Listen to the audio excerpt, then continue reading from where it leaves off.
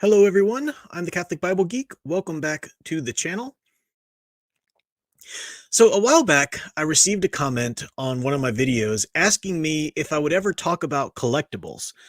And I don't really know what angle or what specifically this person wanted me to talk about collectibles, but it wheels got to turning in my mind, and I thought, well, let me go ahead and talk about this angle that I have on them. Because as you can see, I'm someone who loves collectibles. I love having these things as a touchstone, these action figures and whatnot of these characters that mean a lot to me and inspire me and so forth. So to kind of get started in that, I do want to tell this little story. I tried to tell it on the stream the other night, but the signal got too weird. But this would break into the topic pretty well. I have three nieces who I love dearly. Love my relationship with these nieces. They always give me a hard time, especially the middle one, Kylie. She likes to roast me, as she says. Man, that girl is vicious with her roasts. She can definitely cut you right down. All in, just joking with Uncle Michael. But they're all Protestants, of course. I'm the only Catholic in my family. My family's evangelical Protestant otherwise. And my nieces were in my place, and especially this room with all of this stuff around. And Kylie was looking around, and I could tell, I see that little glint of mischief in her eye. I could tell that she was looking for something to give me a hard time about, her Catholic, uncle or whatever. And she grabbed one of my statues and she said, because I'm Catholic. I have my statues, blessed items and statues and my little altar, home altar and stuff set up. And she grabbed one of my statues and she said, you don't know that this is what God looks like. You don't know that. And I looked at it and I said, Kylie, that's Gandalf. That's not God. That's Gandalf. And it was a funny story, and it's funny that she, would have even thought that. But it did make me think. It's actually a somewhat of an not insecurity, but it's something I think about a lot. As a Catholic, I do reverence my sacramentals, blessed objects. Even the Bible, which isn't a blessed object, I'm very careful about. I don't lay other books on top of the Bible. It's a very Catholic thing to think about. um Protestants don't necessarily think in that manner. But it's a Catholic thing, and I think because Catholicism really recognizes and tries to take into account that we are as much physical as we are spiritual beings, right? And that's part of Catholic theology of the body. We are not just spirits that happen to have a body. No, we are both our physical body and our spirit. And that's going to be the case in eternity as well, when Christ, resurrects our bodies and we get the new resurrected form of our bodies, and wonderful, pain-free, issue-free bodies. But that's how we move through eternity. When we die and we're separated from our body, that's a temporary and incomplete state that we're in. So we are physical as much as spiritual, and that means that the physical world and the things we do with our physical body does affect our spirit. And we know that, just you eat the wrong foods, you're not as nutrition minded or health minded, physically, it's going to affect your mental capacity, but also your ability to function, spiritually, and to focus, in prayer and whatnot. You can see that. But it's also why the Catholic Mass has so many different postures: sit, stand, kneel, sit, stand, kneel. It's because the posture that your body in does speak to the reverence your spirit gives. When we kneel before, the sacrament there, we kneel in prayer, whatever we're doing there, that's giving us a spirit of reverence. We stand as opposed to just sitting. When the gospel is read, we stand because that's telling our bodies and our spirits, hey, be attentive. This is important. This is something that, you should be paying attention to, and so forth. And likewise, we have sacramentals.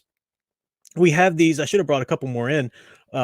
But today we just had Palm Sunday. Santa Graver and I went to the visual mass of Palm Sunday. Beautiful mass. I did the narrator portion as well as the scriptures, so my voice might be going here at some point.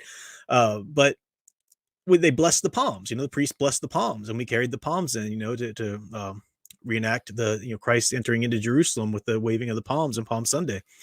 And those palms are blessed, and I make little crosses out of the palms. I've got these are one from last year I forgot to turn in for Ash Wednesday, because the blessed palms of the previous year, they burn them, and those are the ashes that they use for Ash Wednesday. But these are blessed objects. That it's something, and I'll explain what that means as a sacramental in a second. But it does, getting back to my sort of paranoia, I always am thinking, okay, am I being I like all these touchstones. I like my little action figures and things like that.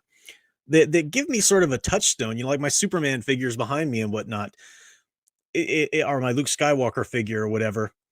I like having the touchstone and that visual reminder before me to, hey, embody those traits that you admire so much in Superman or in Luke Skywalker. But these are fictional characters. These aren't characters that I reverence, in any kind of spiritual, religious way. Very different for my sacramentals.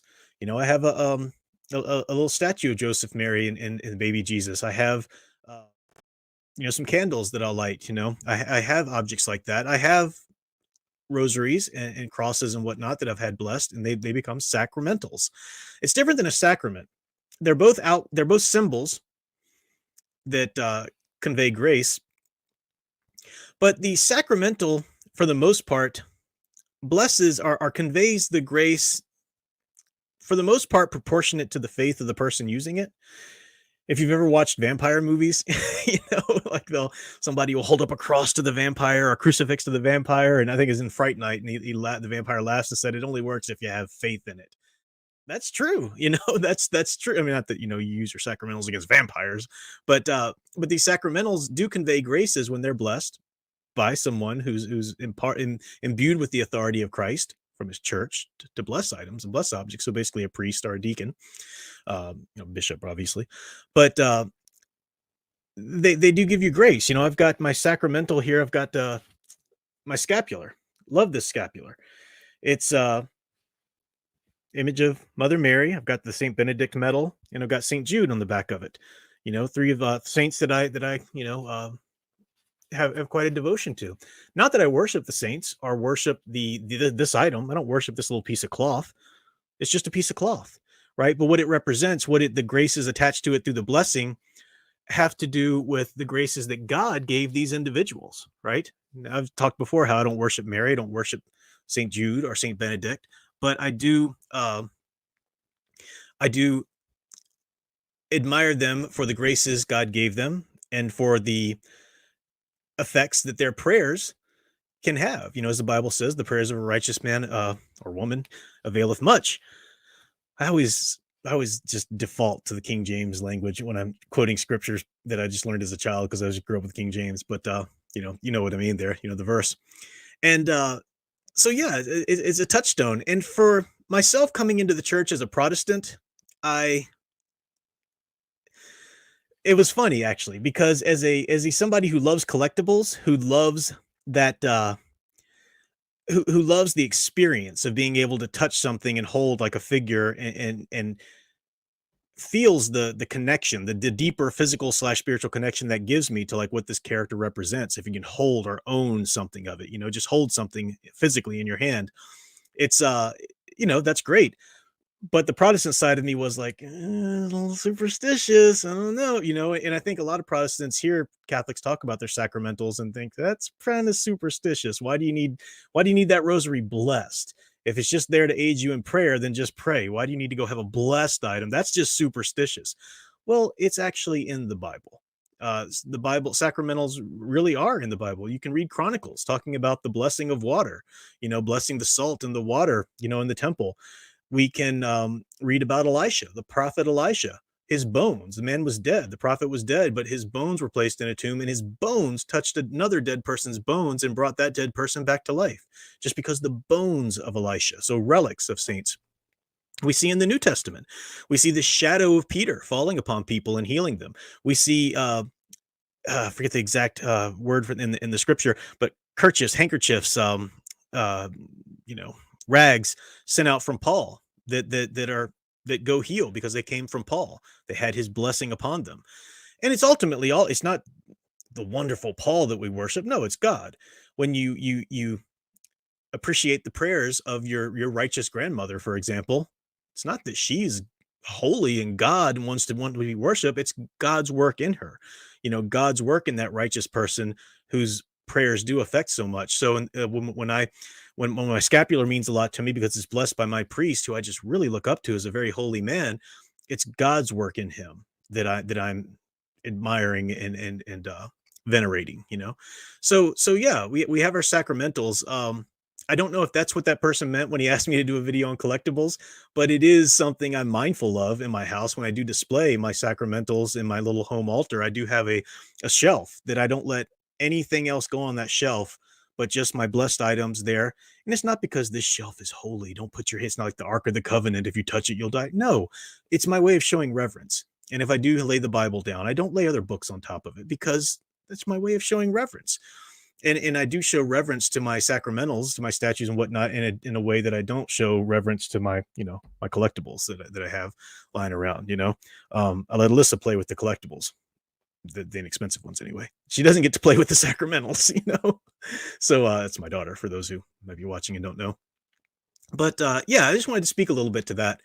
I don't know if that's what the person was asking, but it did strike me as something interesting. We do have these sacramentals, and they're important because the physical body and the physical realm and what we do with our physical hands and touch, that sense of touch, does affect our spiritual nature. So having something before us as a visual aid, or even an aid to touch, like rosary beads to help us through prayer, that helps us spiritually. And it's not that we worship the item or worship a saint or something. If the saint image is on there, it's about worshiping God and God's work through either that saint or the person who blessed this or that. And we do believe that there are graces. I will, if I'm open to it, and if I'm doing it with the right heart, I will partake and receive graces from a blessed rosary, praying a blessed rosary versus praying a non-blessed rosary. Yeah, that is a thing, because we're in the physical world and we have that touch. Doesn't mean God's limited by that, of course. If God's not bound by the sacraments, then God certainly isn't bound by sacramentals either. But just as he set sacraments up, he's also set up a church that allows sacramentals to help us in our spiritual life as well. So that's my thoughts on that. Hopefully that made sense. Hopefully it's useful to somebody.